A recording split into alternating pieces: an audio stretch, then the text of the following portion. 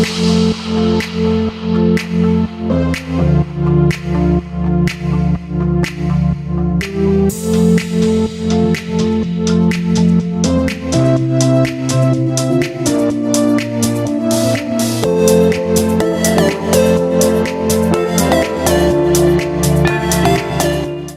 is the MSI Optix MPG27C. It's a 27-inch curved 1080p gaming monitor. It's got a refresh rate of 144Hz and it's also got AMD FreeSync. It's also got these RGB LED strips down the front and there's some others on the back, but we'll get onto all of those later. Now, to put the monitor together, it's really easy. You just simply place the screen face down on a surface. Then click the arm into the recess in the back of the screen. Line up the base to the end of the arm by locating these two lugs into the holes. And then it's just one simple screw, which you can easily tighten by hand. And this is where I come into my first criticism of the monitor. The base of the stand is simply huge. It takes up a lot of space on the desk, leaving only just enough room for a decent sized keyboard with a wrist rest. And I can't help thinking that they could have engineered something a little bit smaller, or at least set a little bit further back. Now, the screen is actually quite far forward, there's a lot of room behind there, so it would have been nice to see it a bit further back. Handy then that there's a standard 100mm vase mount within the recess on the back, so you can easily fit this onto a custom desk arm or onto a wall mount. Anyway, once the stand's been fitted, the monitor can be adjusted by height, swivel and tilt. The stand has this cutout on the back to feed your cables through, and there are quite a few cables to manage here, as on the side of the monitor there is a built-in 2-port USB 2 hub and a pass-through for your headphone and microphone jacks. Now with this monitor, those are the only audio options, as it doesn't come with speakers built in. Looking at the input connectors on the back, they face downwards and you have a DC connector for the included power brick, 2 HDMI, 1 DisplayPort and the aforementioned USB and audio pass-throughs. Overall, the monitor is very well built. All the materials used feel premium enough. Don't really get a sense that there's been any corners cut in that respect, which is really nice to see. Now looking at the front of the monitor, there is a thick bezel running along the length of the bottom, but almost a bezel-less. It's really thin and there's no actual bezel sticking out, almost bezel-less on the sides and the top. Now this is going to look great in a multi-monitor setup, especially with that curve. Now it would really be immersive if you had 3 of these all next to each other and wrapping around. Now that's not to say that it doesn't feel quite immersive anyway.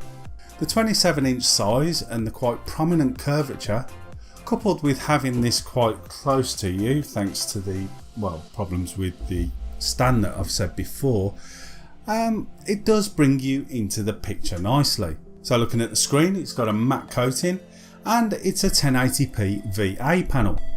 Viewing angles are really good, purported to be about 178 degrees, and colour reproduction is very good too, with dark areas on the screen noticeably detailed with not much light bleeding through in those areas at all. As a result, in general, the pictures are very crisp and very clear. The 144Hz refresh rate, which, while not quite as smooth as my usual TN panel, the extra detail from the better colours more than makes up for that. On firing up this monitor, I didn't really feel that I needed to change any of the settings at all. Out of the box, I'd say it was looking pretty much how I wanted. In fact, I'd say it looked fantastic.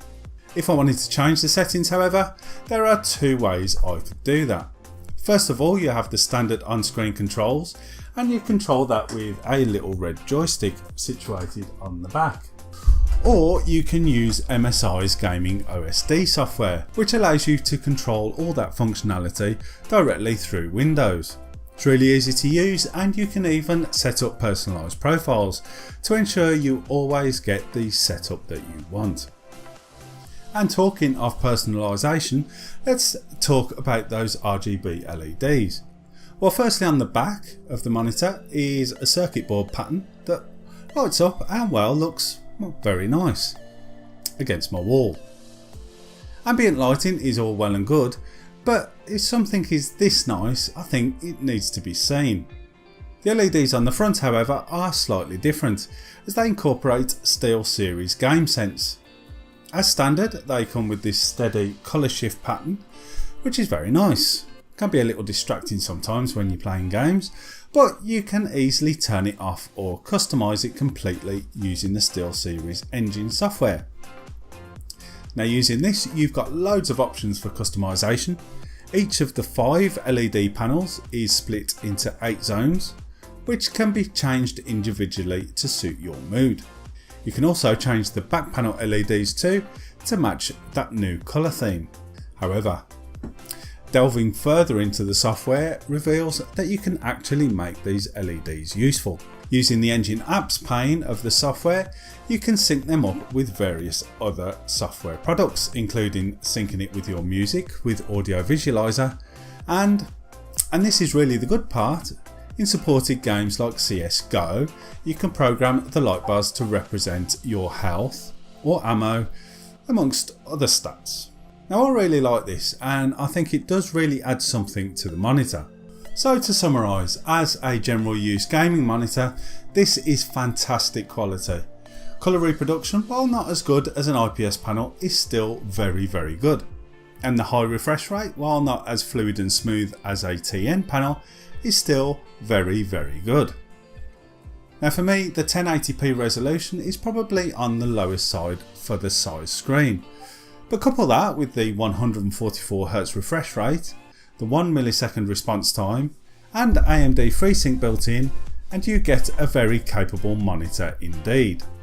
In fact, if the 1080p resolution was an issue, there is a 1440p version as well, which is the MPG27C. So overall, this is a fantastic monitor. I love the extra features that it has over a lot of others on the market, and I've got to say a huge thanks to MSI for lending it to me for review. Now, I'll leave links to the monitor in the description below, so if you like it, you can go check it out. So please don't forget to use our Amazon or Overclockers links. They really do help to keep the channel going. So give this video a like if you liked it. I've got loads more videos coming soon, and the best way not to miss any of those is to subscribe below. Doesn't cost a thing. Well, thanks for watching, and I will see you later.